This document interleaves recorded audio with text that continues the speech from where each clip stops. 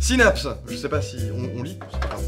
Synapse, c'est une saga qui a été créée par un type qui est également youtubeur, qui s'appelle Flo. Sa chaîne s'appelle Florian Calmer, allez la voir, il y a plein de trucs géniaux sur sa chaîne. Et il a aussi une boîte de sound design qui s'appelle Hypnago. Donc si vous avez besoin d'un sound designer travailleur et talentueux, je pense que vous pouvez le contacter. Synapse, ça raconte l'histoire de Chris et d'Ezekiel, qui sont deux patients dans un hôpital psychiatrique qui est pas vraiment aux normes vu qu'ils pratiquent encore des traitements par électrochoc ou qui cachent des médicaments dans la nourriture, donc c'est moyen. Et ils arrivent à s'en échapper, et à partir de là, ça va raconter leur cavale en fait. Simplement, c'est deux personnes qui sont quand même légèrement dérangées et qui sont poursuivies par un de leurs médecins et qui vont essayer de disparaître plus ou moins dans la nature. Eh, moi je veux pas sortir, hein, je suis bien ici. Porte plainte, il va porter plainte. T'as tué le croque-mort, écrasé par son propre corbillard. Ma fourchette, on m'a volé ma fourchette. Ouais, là je crois que t'es bon pour l'électrochoc, Ezekiel. Ils ne grilleront pas le cerveau. Qu'est-ce que vous faites, docteur? Où allez-vous? Les malades ont besoin de vous? Il y a de tarés en liberté, il faut que je les arrête. Ce qui fait tout le sel de Synapse, c'est ses personnages. D'un côté, t'as Ezekiel qui est un paranoïaque pathologique aigu qui peut devenir très violent et qui va très loin très rapidement dans ses délires. Et de l'autre côté, t'as Chris, on sait pas vraiment ce qu'il a, apparemment il est peut-être un peu dépressif et tout, mais en fait il se fait engrainer à chaque fois par Ezekiel, et il pète des énormes câbles aussi, et il se retrouve dans des situations genre...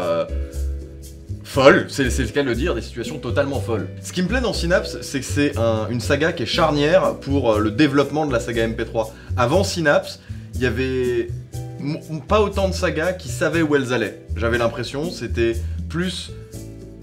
écrit sur le tas et sorti sur le tas. Avec Synapse, on a une vraie direction, on a une mise en scène qui est marquée, qui est particulière, il y a une patte. C'est une des premières sagas dont je me souviens avoir reconnu la patte du créateur qu'il avait développée avant dans ses créations précédentes. Et c'est un peu son apothéose, Synapse. C'est également la dernière saga qu'il a faite. Et c'est son chant du cygne en même temps. C'est une saga qu'il faut écouter, parce qu'elle est très belle, elle conclut tout un pan de l'histoire de la saga MP3 et elle en ouvre tout un nouveau. Elle a inspiré énormément de gens derrière et elle a permis beaucoup de libération au niveau de l'écriture, au niveau de la mise en scène, au niveau de la référence, parce que c'est une saga qui est très référencée, notamment Quentin Tarantino et Terry Gilliam, qui ont une importance assez...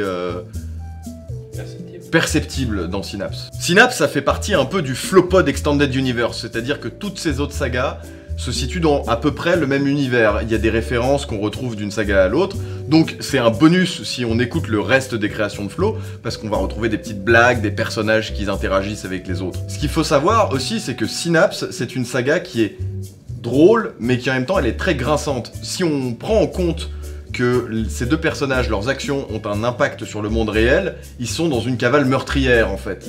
Et j'en dis pas vraiment beaucoup plus, mais vous comprendrez quand vous l'écouterez. Je conseillerais totalement cette saga parce qu'à tous les niveaux, au niveau technique, jeu d'acteur, écriture, mise en scène, c'est une saga qui n'a en rien à rougir auprès des autres sagas qui sont de qualité, qui sont faites d'aujourd'hui. C'est une saga qui...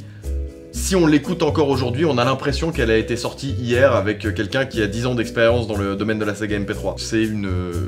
Je connais pas le mot en français, donc je vais me la péter et le dire en anglais, c'est a milestone.